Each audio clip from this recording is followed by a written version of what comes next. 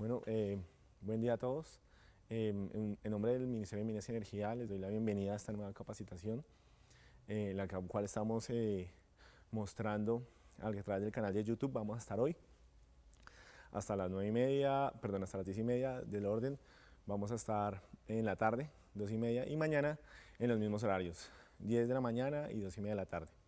Mi nombre es Diego Muñoz, soy docente de la Universidad Nacional de Colombia en Seguridad Eléctrica. Con convenios con el Ministerio de Minas y Energía hacemos la difusión de los reglamentos técnicos de instalaciones eléctricas. En este caso, pues vengo a comentar conceptos básicos de electricidad. Después hablamos un poquito de lo que es el reglamento técnico de instalaciones eléctricas. Hablamos también de cuál es el fondo, hacia dónde va, por qué, digamos, se creó y cuáles son, digamos, las pertinencias actuales del reglamento y cuál es su futuro. Entonces, hablemos un poquito, digamos, de lo que es el reglamento. El reglamento nace, digamos, del artículo 2 de la Constitución Nacional, donde, digamos, el Estado está obligado a velar por la seguridad y la salud, digamos, de las personas. En este caso, delega al Ministerio de Minas y Energía una facultad de desarrollar la protección en cuanto a la electricidad.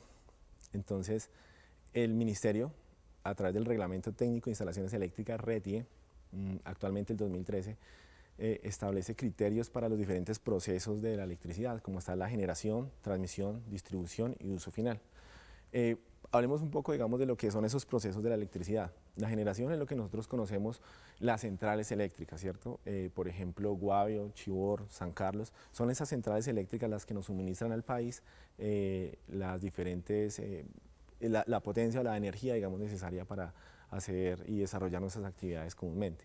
Después pasa al proceso de transmisión, son esas grandes antenas rurales por las que se transmite, digamos, la electricidad. Nosotros cuando vamos de viaje observamos esas características de las líneas y posteriormente llega, digamos, a la zona ya urbana o, digamos, subrural, que se encuentran, digamos, en los hogares y en los barrios, ¿no? Esas líneas de transmisión son de niveles de tensión de 11.300 voltios, 11.400 en realidad aquí en Bogotá, en Medellín 13.200, en algunas partes de la costa 13.800, ¿cierto? Entonces, posteriormente eso llega esa electricidad a nuestros hogares, que ya son los 120 voltios, los equipos que utilizamos, las neveras, los computadores, los televisores, que se alimentan a 120 voltios. Ese es el uso final.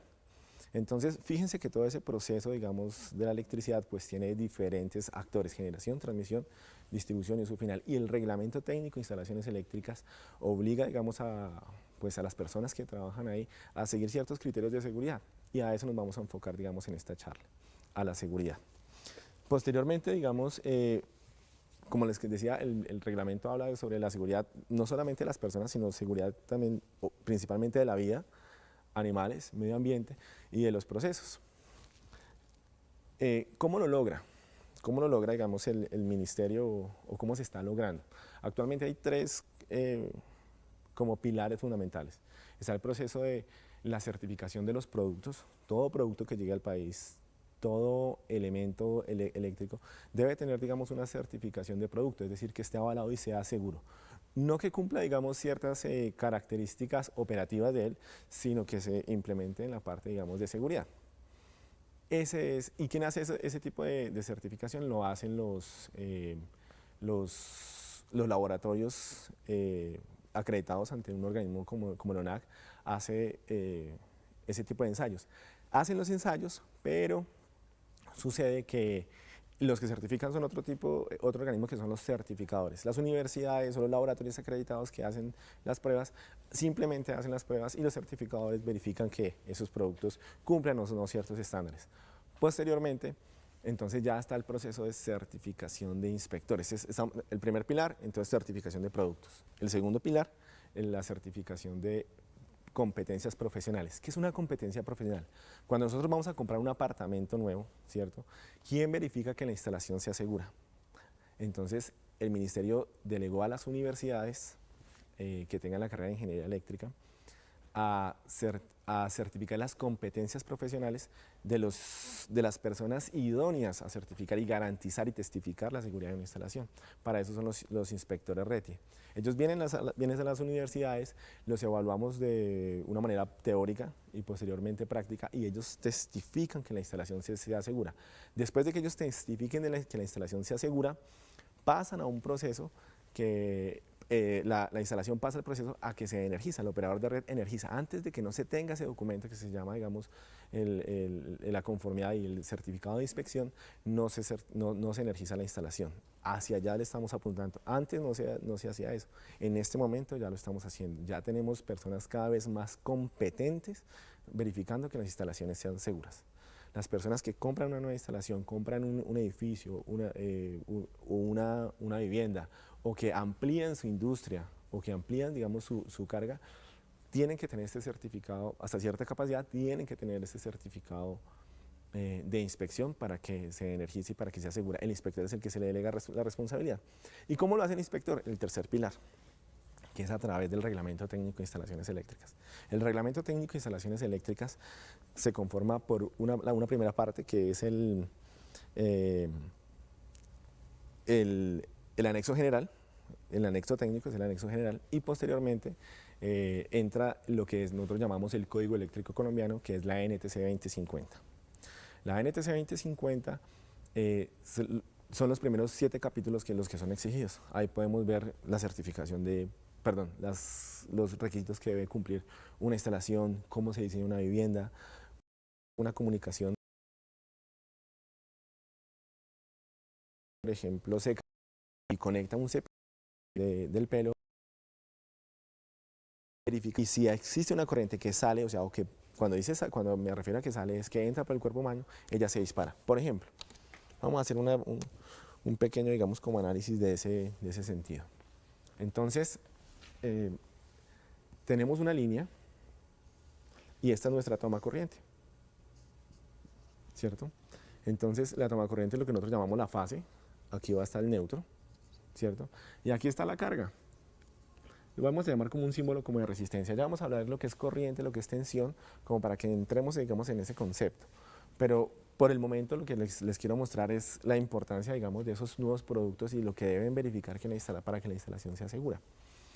Si una persona sale del baño, ¿cierto? Y está húmeda, que es la condición más peligrosa, ¿cierto?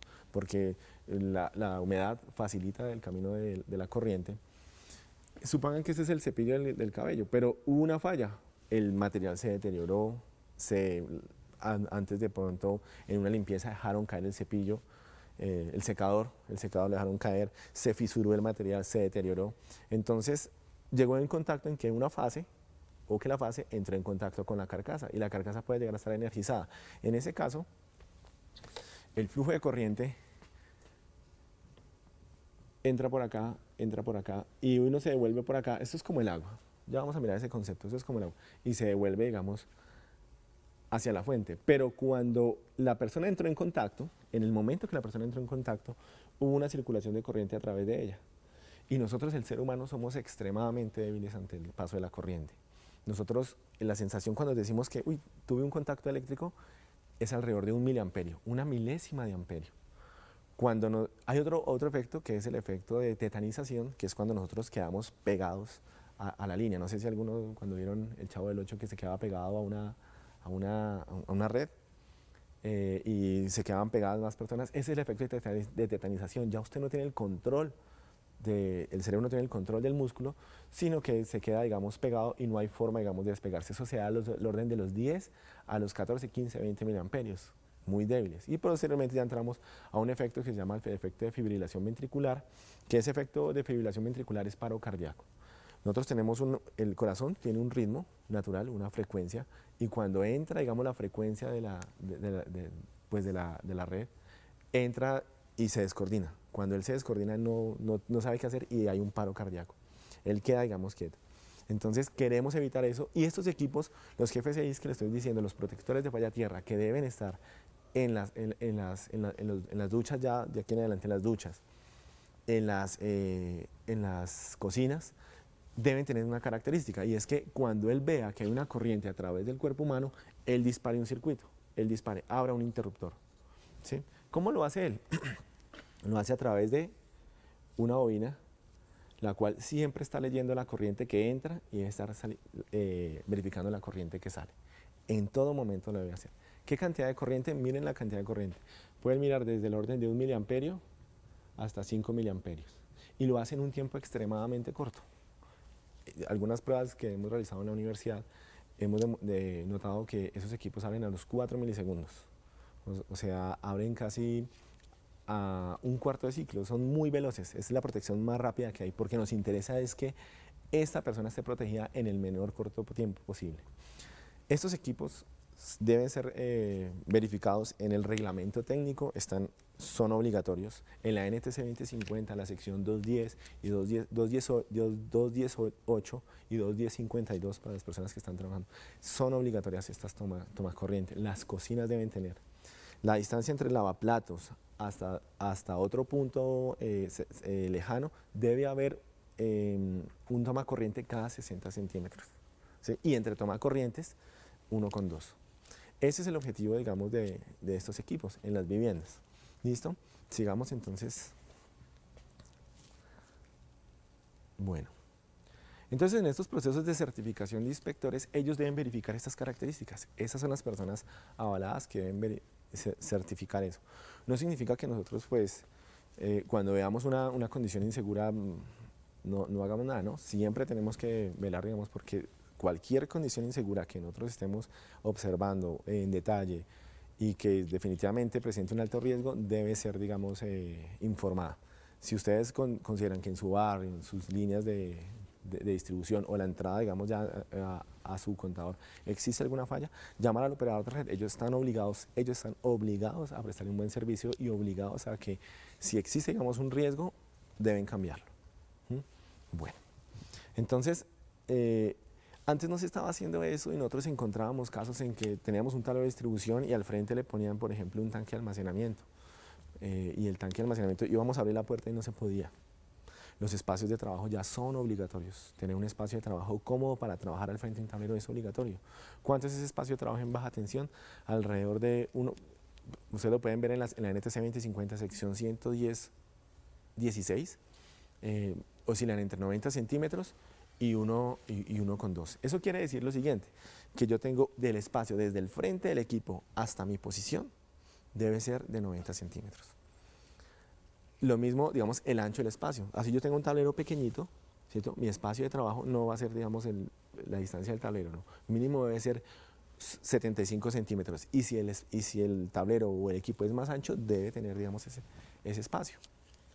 Todo eso lo debe verificar el inspector, todo eso corresponde a la seguridad eléctrica y todo eso debe ser la garantía de nuestra inspección, y hacia allá le está apuntando el Ministerio a través del Reglamento Técnico de Instalaciones Eléctricas. Cada vez vamos siendo más rigurosos. En los exámenes de inspección cada vez somos más rigurosos.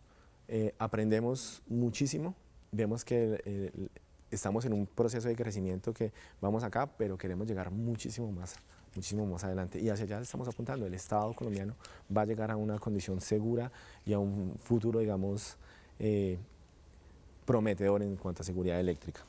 Bueno, sigamos. Hay varios factores de riesgo con el uso de la electricidad, a los cuales le apunta el Ministerio. Inicialmente, digamos, están los rayos. Los rayos, pues ustedes, hay muchas historias, los animales, las vacas, cuando el rayo impacta en las torres de transmisión, los animales pues tienen problemas, fallecen o, digamos, quedan heridos, ¿cierto? Porque el rayo, cuando inyecta, digamos, cae al terreno, produce diferencias de potencial a través del suelo, y esas diferencias de potencial hacen que, por ejemplo, los animales fallezcan. ¿Por qué? Porque ellos tienen, supongamos, digamos, que cuando cae el rayo, ¿cierto? Él produce, haga cuenta que son como gotas de agua, como cuando uno tiene un estanque y bota una piedra. Cuando uno tiene un estanque y bota la piedra, se producen, digamos, diferentes formas de onda. En ese momento es lo mismo que cuando cae un rayo, pero el animal, yo no sé dibujar muy bien animales, pero pensemos que son así, ¿cierto? Definitivamente no sé dibujar animales, ¿cierto? Cuando él tiene, digamos, las dos paticas, pensemos estas dos paticas un poquito más unidas para que queden. Cuando él tiene estos dos pies un poco unidos, acá va a haber un potencial y aquí va a haber otro. Entonces, esas deltas de Bs que hay acá van a generar, digamos, una circulación de corriente. Cuando hay un cambio de corriente, una diferencia de potencial, por acá hay una circulación de corriente. ¿Qué sucede con eso? Que es difícil, digamos, tratar de proteger a los animales alrededor de las estructuras, por lo tanto hay zonas de servidumbre. El reglamento obliga a que haya zonas de servidumbre que son distancias a las máximas que se pueden acercar a las personas y deben estar, digamos, dificultar, digamos, el paso o acceso, digamos, a esas zonas. Los animales pues tienen que tener, digamos, una valla, una cerca para que no entren en esa zona, y para nosotros las personas hay diferentes formas de protegernos. Está lo que llama, digamos, el sistema de protección contra rayos o los pararrayos, que es un diseño que se realiza y que es obligatorio, digamos, realizar. Y cuando ya nosotros estamos en campos abiertos, por ejemplo en canchas de fútbol, digamos, abiertas, la mejor forma de protección es buscar abrigo en zonas, digamos, mucho más altas que nosotros, pero que hayan muchas estructuras, no solamente una. Por ejemplo, un árbol aislado no es una buena idea estar, cuando hay lluvias, no es bueno estar al lado de un árbol aislado, porque cuando cae el rayo, pues fijo, digamos, es la mayor probabilidad es que caiga, digamos, en ese punto. Nosotros tenemos, por ejemplo, este es un arbolito, ¿cierto? Y si está aislado y si nosotros nos metemos acá, pues la mayor probabilidad de que de una nube haya un impacto, pues es en la parte más alta. Pero si nosotros tenemos varios, pues una zona de bosques o muchos bosques, ¿cierto? Y estar, digamos, rodeado de esos objetos, pues reduce la probabilidad de que impacte precisamente donde nosotros estemos. Están esos. Y otra forma de hacerlo es con las piernas juntas. Si nosotros tenemos cuando cae un rayo, si nosotros tenemos las piernas juntas, evitamos esas diferencias de potenciales que yo les estaba mostrando antes, y por lo tanto, digamos, el riesgo, digamos, se minimiza. Eso es, digamos, como lo que tenemos que decir para la parte de rayos. Otro tipo de factor de riesgo es los cortocircuitos. Todos hemos visto un cortocircuito en la casa, cuando, por ejemplo, se dañó, digamos, la plancha, entonces tratamos de conectarla y eso sonó como una explosión, ¿cierto? Ese tipo, digamos, de establecimiento o factor de riesgo es muy común. Por ejemplo, antiguamente, cuando solo teníamos una fase, era el circuito monofásico, teníamos algo particular, las duchas eléctricas. Nosotros conectábamos una ducha eléctrica y cuando conectábamos la ducha eléctrica, ella nos pedía carga y ustedes veían que la intensidad de luz bajaba, ¿cierto? Pero la familia se fue agrandando y cuando la familia se va agrandando, pues ya no es una ducha eléctrica, sino son dos. Y esas dos duchas eléctricas lo que hacen es que piden muchísima carga, y cuando piden muchísima carga piden mucha corriente, y la energía, aquí para ir hablando un poco de lo que es la energía disipada, la energía es igual a I al cuadrado R por T. La energía que se disipa a través de un conductor se disipa a través de calor. El calor, prácticamente el enemigo de los electricistas es el calor. Nosotros tenemos que vencer muchos eventos y muchos procesos de transporte, de energía y todo. Tenemos que vencerle el calor, porque el calor es casi un enemigo de nosotros. El calor, la forma, digamos, de disipar calor a través de disipar energía a través de un conductor es el calor. ¿Por qué? Porque la corriente se eleva, la energía es proporcional a la corriente al cuadrado, ¿sí? Es decir, que si nosotros tenemos un conductor y le ponemos el doble de corriente, tenemos 4 veces el calor. O sea, 4 veces el calor que disipaba inicialmente. Entonces, los cortocircuitos, ya para hablar un poquito de eso, los cortocircuitos o los factores de riesgo, digamos, por cortocircuito, van de la mano con esto. Porque cuando nosotros tenemos una instalación y le ponemos una ducha y después ponemos otra ducha, más corriente, aumentamos el calor. Y de pronto se agrandó la instalación, o se agrandó la familia, o por ejemplo se están bañando 2 personas y al mismo tiempo se prende el horno y la instalación no es capaz, o el conductor no es capaz de soportar esa temperatura. Hay un cortocircuito, se sobrecalientan y los conductores se inflaman y pueden entrar en contacto con algún elemento, digamos, flamable que puede producir un incendio, y es muy común eso. y los conductores a nosotros no nos gusta verlos en las casas. ¿Dónde van los conductores? Detrás de las cortinas, ¿cierto? Para que no se vean, detrás de la madera para que no se vean o el drywall para que no se vean. Entonces, eso produce, digamos, un incendio. Se calienta el conductor y lo primero que coge, por ejemplo, son las cortinas y hay incendios. Entonces, una forma de mitigarlo es eso. También cuando existe eso y estamos trabajando, y esto ya va para las personas que trabajan directamente con electricidad, el uso, digamos, de la electricidad y el trabajo con electricidad conlleva muchísimos riesgos y uno de los que ya está pegándonos, sino que ya tenemos conciencia, en realidad, es el arco eléctrico. El reglamento con la parte de arco eléctrico ya está siendo más riguroso y lo estamos llevando de una manera fabulosa, porque ya estamos exigiendo que el empleado y el empleador sean muy cuidadosos con la parte de arco eléctrico, que verifiquen sus instalaciones, que la ropa que le den a los empleados sean, digamos, ropa acorde, digamos, a las facultades propias del empleado. Entonces, en estas características vamos a hacer una prueba de lo que es un arco eléctrico, vamos a entender ese proceso de arco eléctrico y vamos a mirar qué necesitamos. La caja que tenemos acá es una caja de prueba, es desarrollada en la universidad para el ministerio, en la cual vamos a realizar un arco eléctrico, ¿sí? Esta caja, digamos, es segura. Vamos a manejar el orden de 4000 voltios. Está desenergizada en este momento, puedo tocarlo sin ningún problema. Ya vamos a poner los elementos de protección personal. Entonces, vamos a manejar el orden de 4000 voltios. Estos 4000 voltios, pues es más o menos como la mitad de la tensión de las líneas de media tensión que van por las casas, de media tensión. Es casi la mitad de la media tensión fase tierra. En este momento vamos a hacer lo siguiente, vamos a unir estos dos electrodos y esos electrodos van a mostrar un arco y lo vamos a hacer alrededor de 4000 voltios, pero imagínense algo mucho más grande y que, que esto puede suceder en sus casas también. Entonces vamos a realizarlo. Vamos a poner entonces un elemento que es una camisa ignífuga. Esta camisa ignífuga es algo que ya el ministerio y en el próximo reglamento viene, digamos, con mucha fuerza, y es que los empleados y los empleadores deben ser los encargados de suministrarle los elementos de protección personal necesarios a los empleados. Y deben utilizar camisa ignífuga, ese tipo de camisa que si existe un arco eléctrico, ella tendrá una temperatura en la parte superficial, pero en esta parte ya no tendrá una temperatura, es decir, estamos protegidos ante una quemadura de segundo grado. Estas son las camisas de arco eléctrico.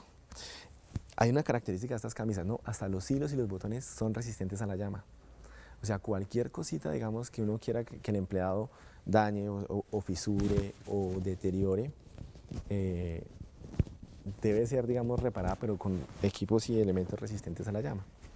Bueno, yo no voy a mirar directamente el arco porque, pues, quemaría, digamos, la retina, pero y estos son guantes dieléctricos. Voy a trabajar con electricidad, tengo guantes dieléctricos, y ustedes no pueden ver, pero tengo botas dieléctricas.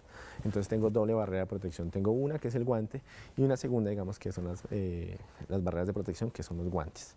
Entonces vamos a energizar. Ya no me energizó.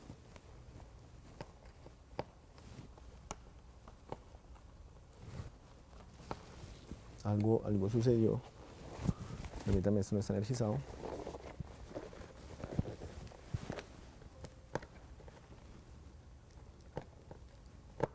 Ya. Era que le faltaba más fuercita. Bueno.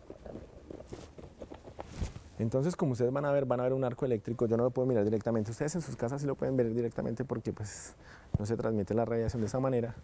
Pero entonces lo que les puedo decir es que aquí en este momento hay 4000 voltios. Sí, yo no estoy mirando directamente el arco, pero lo que quiero decir es que miren cómo se disipa la energía, ¿cierto? A través de calor. Y esto es en una tensión que es relativamente baja para los niveles de tensión que se manejan, digamos, en la industria. Pero también en los hogares se manejan niveles de tensión relativamente altos. Esos niveles de tensión, relativamente bajos, pero con niveles de corriente que pueden llegar a ser bajas. En los hogares no tenemos ahorita, digamos, etiquetas, no es necesario implementar la etiqueta, pero en el futuro, digamos, cercano, vamos a implementar, a solicitar la necesidad de implementar etiquetas de seguridad en los tableros que no sean de vivienda. Por ejemplo, en los tableros de de un edificio multifamiliar, los tableros de acometida, los tableros comunes, deberán tener una etiqueta de arco, y esa etiqueta de arco le va a decir a la persona qué elementos de protección de personal son necesarios: casco, gafas, guantes, botas, la camisa, cosa que la persona, que cuando conozca y entre a la instalación, sepa qué equipos necesita. ¿Listo? Entonces, agradezco entonces su participación en esta charla de seguridad. Recuerden que nos vamos a seguir viendo entre hoy y mañana. Si tienen dudas, por favor, pues, coméntenlo a través del canal. Nosotros vamos a dejar algunos comentarios y correos en la parte de abajo del canal para que ustedes se informen y que conozcan más sobre estos equipos. Y muchísimas gracias. Los esperamos en una próxima oportunidad.